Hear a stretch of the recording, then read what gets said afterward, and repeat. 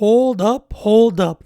Do my eyes deceive me? Is this an undefeated fighter, combat sambo master, has a last name ending in "ov, and wears a giant fluffy hat that's not from Dagestan? What in the Israel Adesanya dog-loving Ian Gary cuck is going on here? Shavkat Rakhmonov, ranked 5th in the welterweight division, but I feel like he hasn't been getting enough attention. Maybe I've been living under a rock, but Khamzat's train was levels ahead of how much hype this guy is getting. He's undefeated with a 17-0 record. And I kid you not, every single one of his fights has ended in a finish.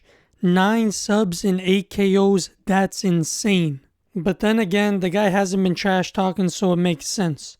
Plus, Khamzat kinda took over the welterweight scene for a bit there. These UFC fighters really need to start taking some ESL classes. At this point, if you want to make it big in the UFC, having a mic game is just as important as getting wins.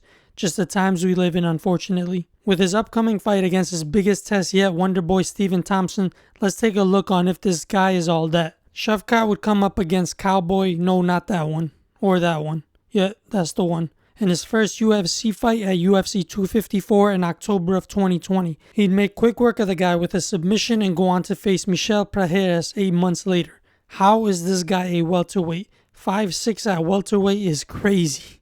Shavkat made the guy look like a kid with a 7-inch height advantage. He easily beat him, ending in yet another submission. He was just too long, and in his next fight he'd get a performance of the night bonus, hitting a nasty hook kick and KOing Carlston Harris. Everybody knew the guy had that sambo background, so his takedown defense and grappling would be solid.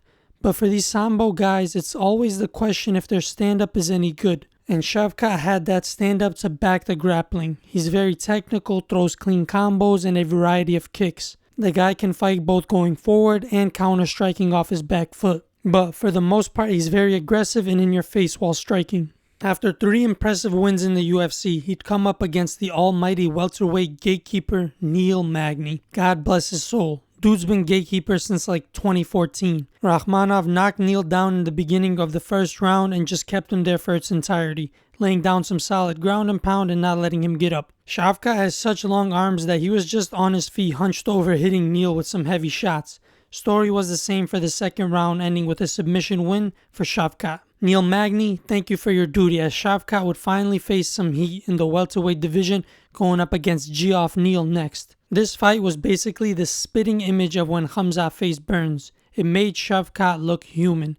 Don't get me wrong, Shavkat was piecing up Neal throughout the rounds. For every hit Neal landed, Shavkat landed twice. But Neal hits crazy hard and he weighed in about 5 pounds overweight. Fat fuck. He was landing some clean shots and even wobbled Rakhmonov in the third. But those Genghis Khan genes pulled through.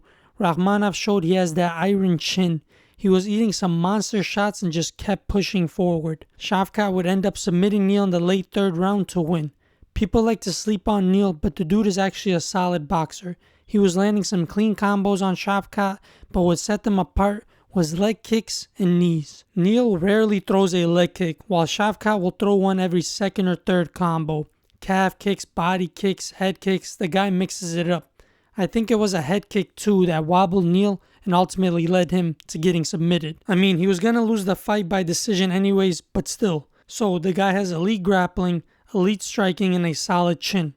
He should run right through the not so old looking 40-year-old Wonderboy, which I think will happen. Shavkat's best route to win is just taking down Wonderboy and doing the old ground and pound until you get a submission. We know Wonderboy is lacking in the grappling department. He got destroyed on the ground by Gilbert and Bilal. Grappling has never been the guy's friend.